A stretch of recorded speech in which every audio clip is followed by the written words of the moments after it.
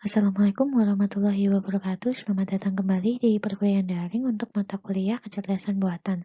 Pada bab kali ini kita akan mempelajari tentang agen logika.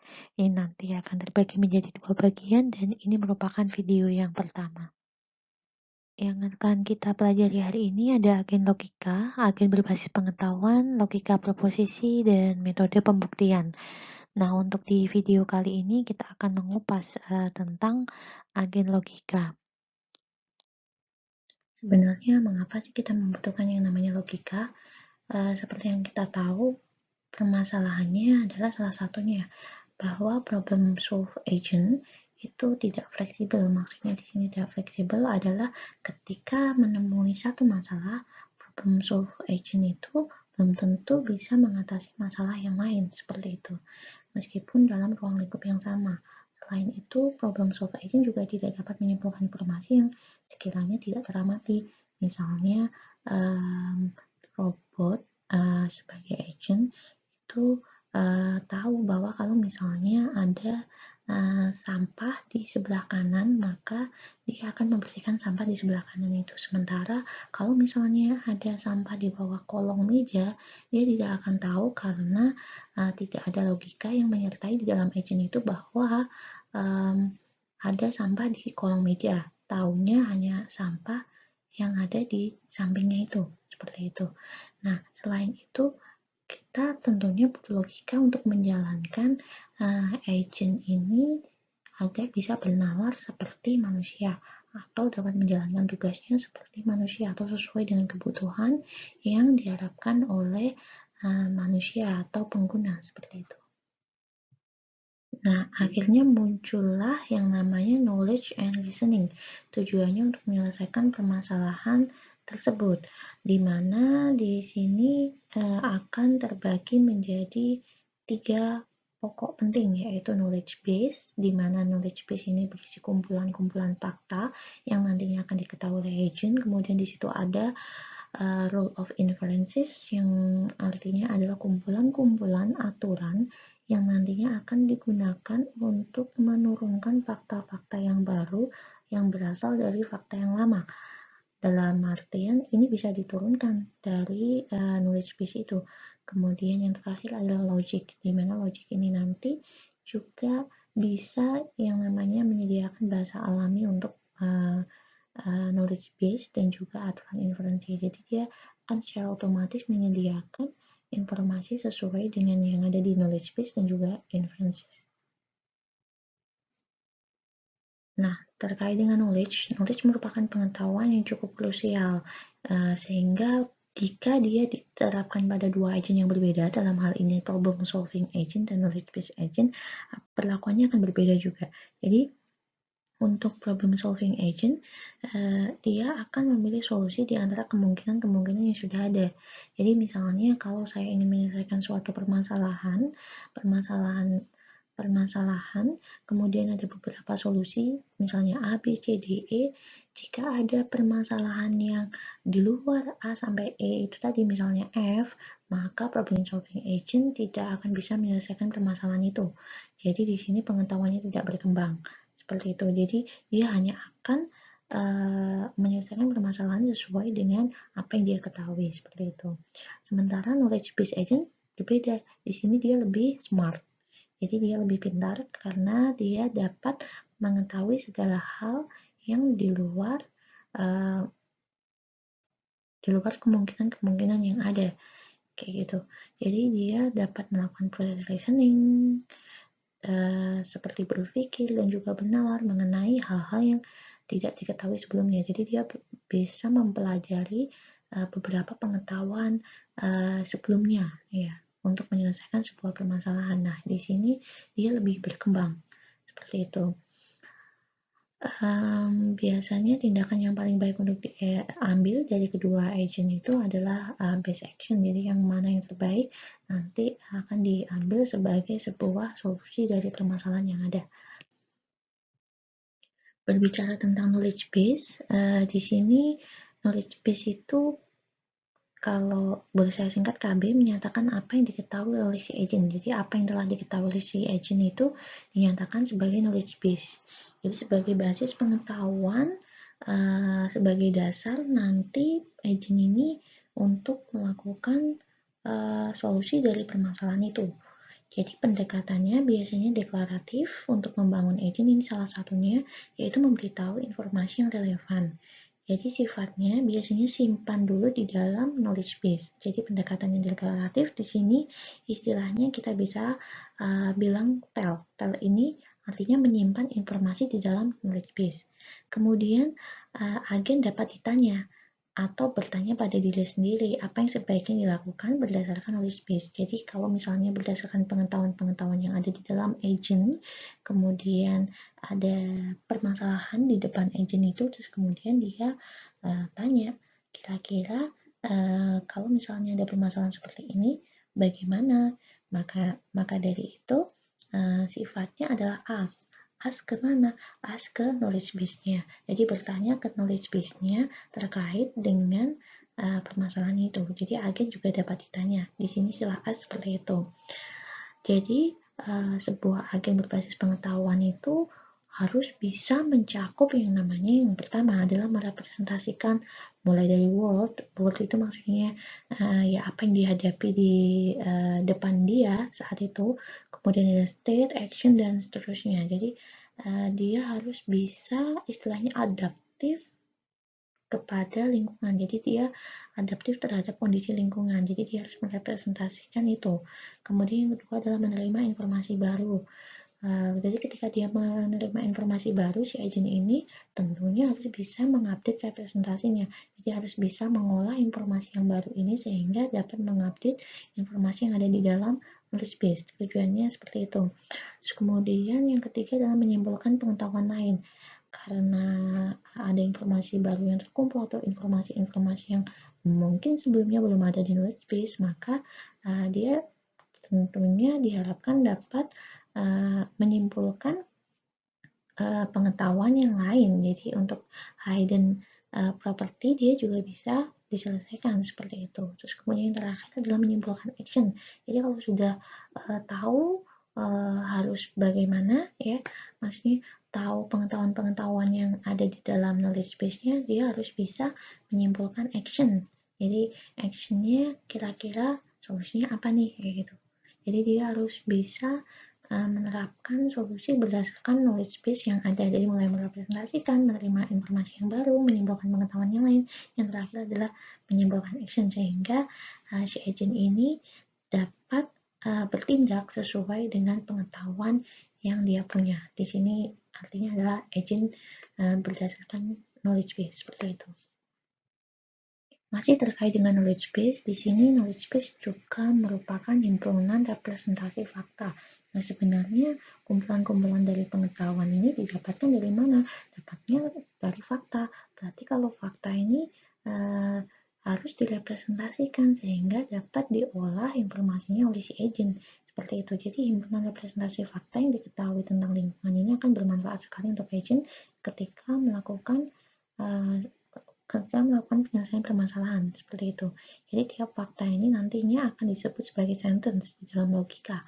Nah, fakta tersebut itu harus representasinya harus dalam bahasa formal. Kalau tidak dalam bahasa formal dia tidak bisa diolah. Jadi logika harus dinyatakan dalam bahasa formal seperti itu. Jadi kalau misalnya ingin menambahkan pengetahuan yang baru atau sentence yang baru atau fakta yang baru ke dalam knowledge base, kita akan menggunakan istilah tell tadi. Jadi tell ini fungsinya untuk menyimpan pengetahuan-pengetahuan yang ada di dalam ke dalam yang namanya knowledge base seperti itu. Nah, selain knowledge base tadi yang terkait dengan menurunkan fakta yang lama kemudian menjadi fakta yang baru, kita sebut sebagai inference engine. Di sini inference engine atau mesin inference tujuannya untuk menampung gitu ya, menampung fakta yang baru seperti itu. Jadi kalau misalnya agent tadi itu bisa digunakan bisa bertanya tadi ya, bisa bertanya kepada diri sendiri termasuk ini kalau misalnya ada permasalahan yang tidak sesuai dengan yang ada di dalam knowledge base, dia harus seperti apa, kayak gitu. Jadi kalau misalnya ada pertanyaan yang di luar knowledge base, dia harus seperti apa, kayak gitu. Berdasarkan pengetahuan yang ada di dalam knowledge base sebelumnya, kira-kira dia bisa menyelesaikan seperti apa. Jadi untuk menjawab pertanyaan atau ask itu berdasarkan knowledge base yang sudah ada. Jadi tujuan inference engine ini untuk menurunkan fakta yang baru seperti itu dari knowledge base, dari fakta-fakta yang sudah ada di dalam knowledge base seperti itu. Dalam representasinya, untuk agen berbasis pengetahuan, agent itu dapat dipandang dari knowledge level, jadi dari level pengetahuannya. Misalnya, apa saja informasi yang diketahuinya, seperti itu. Jadi, informasi-informasi itu nantinya bisa diolah sebagai pengetahuan yang akan bermanfaat untuk agent.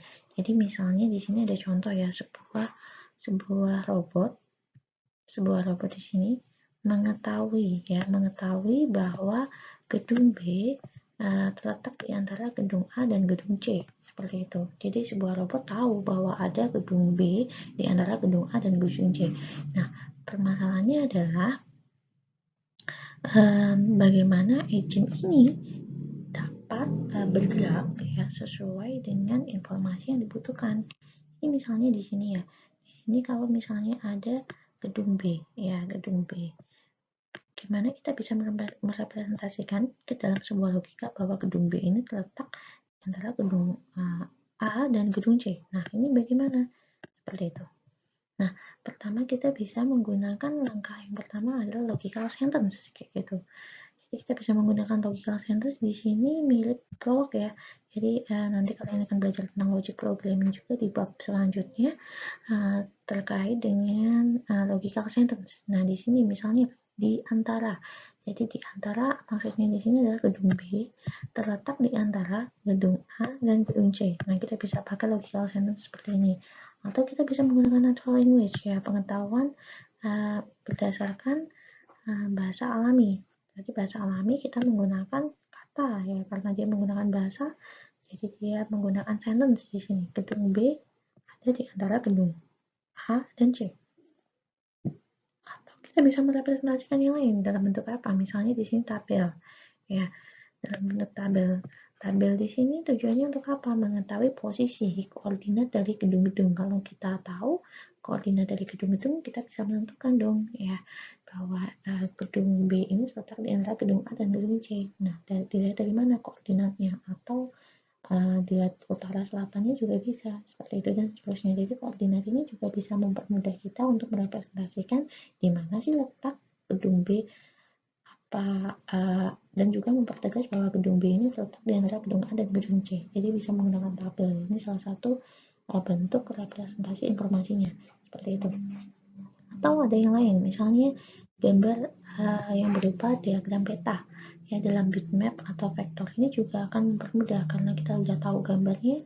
Misalnya gambar gedung B ini terletak di antara gedung A dan gedung C, ini juga akan mempermudah. Jadi representasi informasi ini bisa beragam kayak gitu, bisa bermacam-macam. Jadi tergantung nanti agent ini dapat memahami representasi yang seperti apa. Nah, ini yang disebut sebagai implementation level. Jadi level implementasinya nanti akan seperti apa, yaitu tergantung dari bagaimana dia merepresentasikan informasinya. Seperti itu.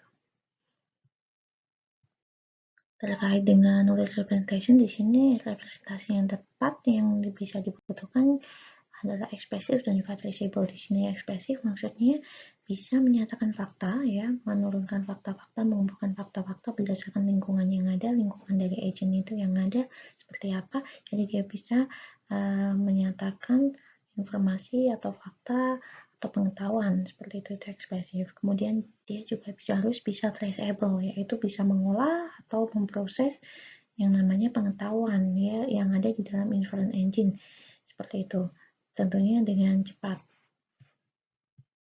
Sehingga kita bisa simpulkan bahwa knowledge is a power. Jadi knowledge adalah salah satu modal utama yang harus dimiliki oleh agent untuk menyelesaikan sebuah permasalahan, untuk memahami lingkungannya. Terkait dengan apa? Berarti di sini gabungan antara representation dan juga listening, representasi pengetahuan dan juga penalaran, itu sangat penting sekali digunakan untuk membangun yang namanya kecerdasan atau intelligence di sini. Dan kecerdasan itu erat kaitannya dengan yang namanya logika, sehingga mengapa kita belajar agen logika ya, karena mau nggak mau kita akan membuat yang namanya kecerdasan. Nah, seperti itu. Nah, sekarang di sini ada sebuah contoh, yaitu permainan Wumpus. Masih ingat dengan PS kan? Jadi sebelum kita membuat yang namanya sebuah permainan yang melibatkan agent, di sana kita harus juga memahami semaksimal mungkin lingkungan itu seperti apa. Seperti itu. Masih ingat akronim dari PEAS? Ketika kalian belajar di bab agen cerdas, kalian belajar tentang PEAS juga di sana. Ya, P merupakan performance measure, kemudian E-nya ada environment, yaitu lingkungan, A-nya adalah action, dan S-nya adalah sensor. Performance measure yang ingin dicapai di dalam permainan ini, misalnya contohnya kalau misalnya si agentnya ini bisa dapat emas, maka nilainya akan ditambah 1000. Kalau misalnya mati, maka minus 1000. Jika bergerak, maka minus 1. Jika dia mengeluarkan panah, maka minus 10. Jadi mengurangi nilainya. Kemudian mulai mendefinisikan juga environment-nya seperti apa. Yaitu environment permainan Wumpus ini seperti apa? Seperti yang kita ketahui di sini. Di sini di Wumpusnya permainannya merupakan area ya, merupakan area yang berbentuk 4x4, jadi sebuah matriks dengan initial state mulai dari 1, 1. Jadi maksudnya state-nya dimulai dari blok 1,1. Di sini koordinatnya di sini. Kemudian ada gold, kemudian ada wumpus, ada pit. Jadi ada emas, ada wumpus sendiri yang merupakan monster ya, dan pit jebakan yang lokasinya nantinya akan dipilih secara acak. Jadi kita nggak tahu nanti letaknya gold, wumpus, dan pit ini di mana. Jadi environment-nya bentuknya seperti itu. Jadi definisi dari environment itu sudah cukup jelas sebelum kita mendefinisikan atau membuat sebuah permainan. Kemudian di situ percept, masih ingat ya percept ya, terdiri dari bridge. Bridge-nya merupakan kalau misalnya kamar di samping ada lubang jebakan dan ada hembusan angin, jadi di situ ada bridge. Glitter, kamar di mana ada emas, ada atau ada kilauan atau ada sinar di sana, berarti itu glitter. Kemudian kalau smell ya, smell berarti ada kamar di samping wumpus itu berbau busuk atau stench seperti itu. Jadi ini persepsinya ada 3 jenis. Kemudian di sini ada action. Actionnya bisa maju, belok kiri 90 derajat, belok kanan 90 derajat, tembak panah ya, tembak panah jadi hanya bisa satu kali mengeluarkan panah. Kemudian satunya adalah ambil benda atau ambil gold di sini ya dalam artiannya. Kemudian di sini ada sensor, sensornya meliputi ada stance ya, karena di situ bau busuk ya, bau busuk dari kalau misalnya bau busuk di situ ada wumpus, di sampingnya ada bridge, glitter, dan juga bam ya di sini. Nah, seperti itu kurang lebih environment dari lingkungan yang ada di dalam permainan Wumpus. Nah, setelah mengetahui terkait dengan aturan permainan Wumpus, selanjutnya kita akan memahami karakteristik dari permainan Wumpus itu berdasarkan tipe agennya. Yang pertama adalah kita mengamati dia fully observable atau tidak. Oh, ternyata dia tidak fully observable, artinya dia adalah partially observable, yang mana dia hanya mengenali local perception saja. Jadi misalnya ada sebuah agen yang terletak di dalam satu blok tertentu, maka dia akan mengenali atau persep ke blok-blok yang ada di samping-sampingnya, tidak blok secara keseluruhan di dalam permainan itu. Maka dia disebut sebagai partially observable. Kemudian dia deterministik atau tidak, yang jelas dia deterministik karena keadaan lingkungan yang selanjutnya itu sangat bergantung sekali pada keadaan lingkungan yang sekarang. Jadi perubahan lingkungan yang selanjutnya itu sangat tergantung sekali dengan aktivitas agen yang dilakukan sekarang. Selain itu disebut deterministik karena memang apa yang akan dilakukan agen itu sudah jelas. Jadi outcome-nya sudah secara jelas dilakukan seperti itu.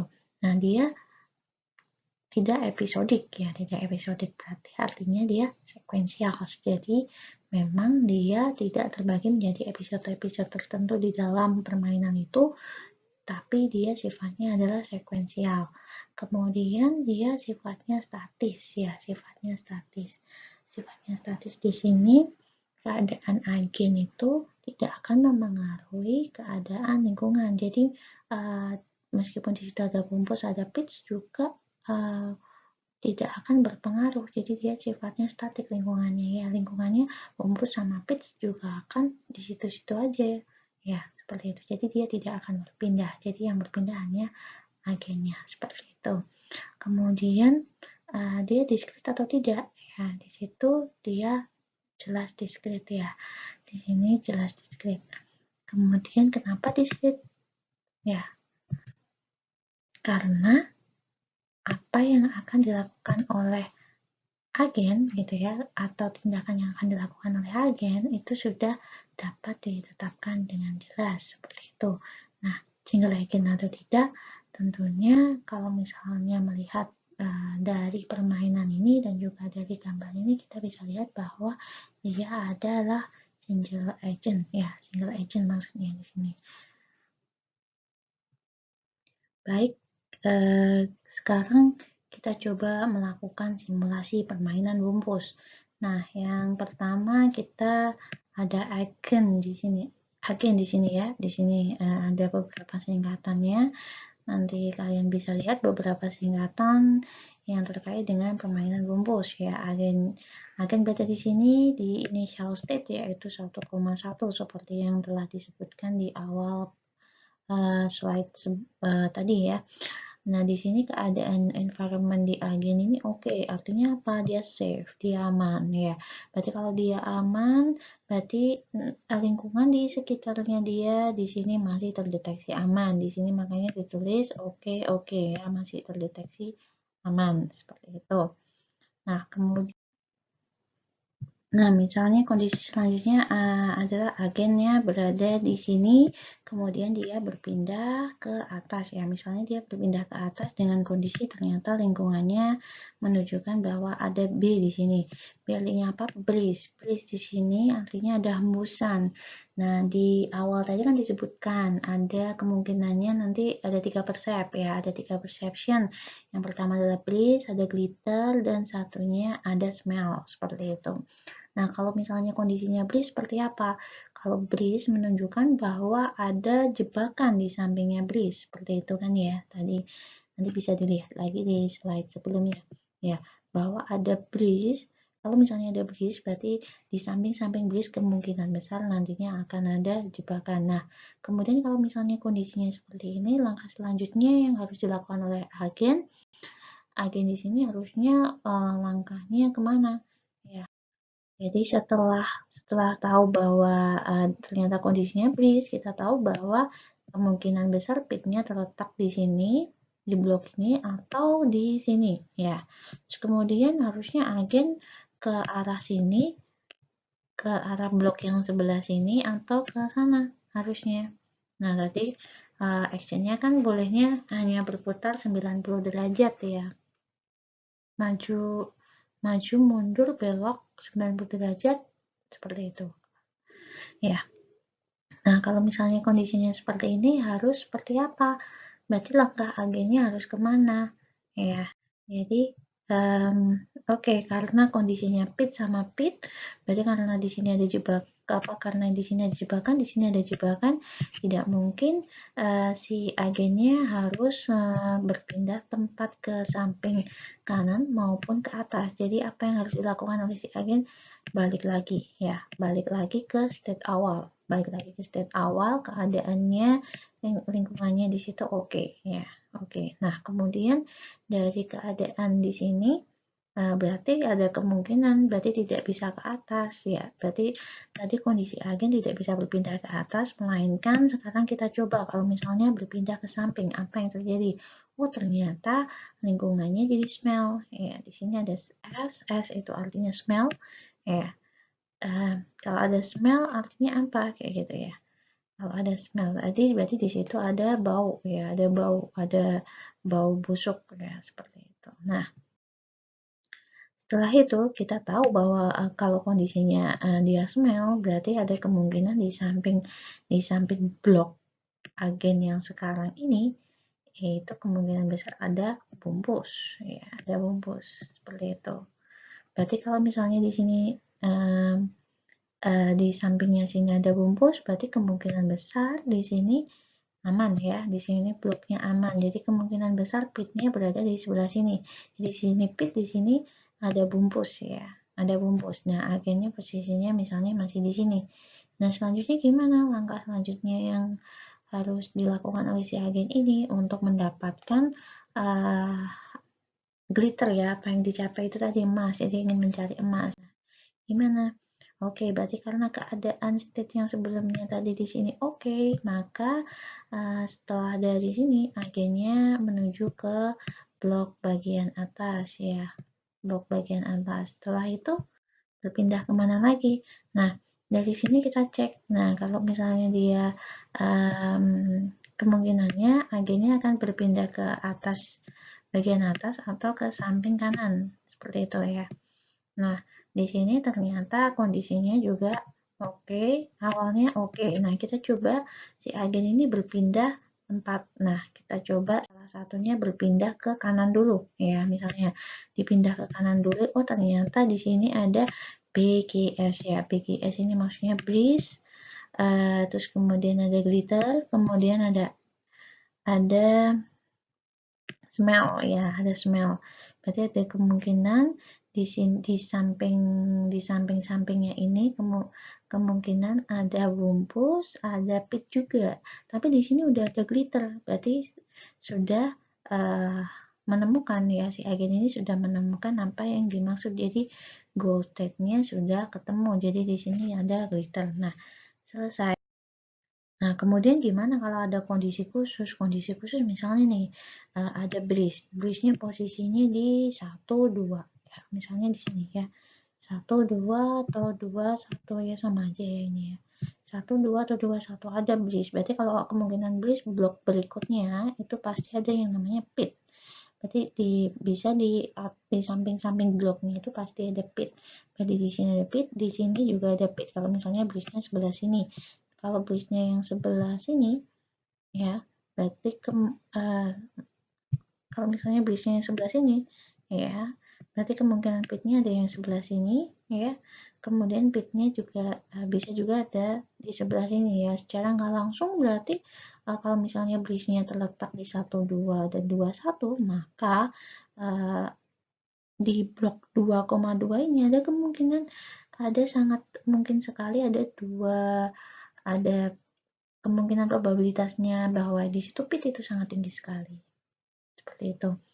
Nah, tapi jadi nggak ada yang safe ya, kondisi seperti ini nggak ada yang safe. Jadi agennya nggak bisa kemana-mana kalau di sini kondisinya breeze, di sini juga breeze. Nah, kemudian di sini ada kondisi misalnya ya di initial state yang pertama itu ternyata kondisinya sudah smell ya, sudah smell. Padahal udah smell berarti di situ kan ada bumpus. Berarti kalau sudah ada bumpus prediksinya berarti tidak bisa kemana-mana ya kayak gitu. Jadi kondisi smell di 1,1 ini membuat agen tidak bisa kemana-mana sehingga akhirnya stuck ya di situ ya. Jadi dia tidak bisa jalan untuk menemukan solusi, yaitu solusinya ingin menemukan emas tadi seperti itu. Baik, itu tadi yang dapat saya sampaikan. Terima kasih atas perhatiannya. Semoga bermanfaat. Sehat selalu. Dan saksikan untuk video yang berikutnya terkait dengan lanjutan dari materi di bab kali ini.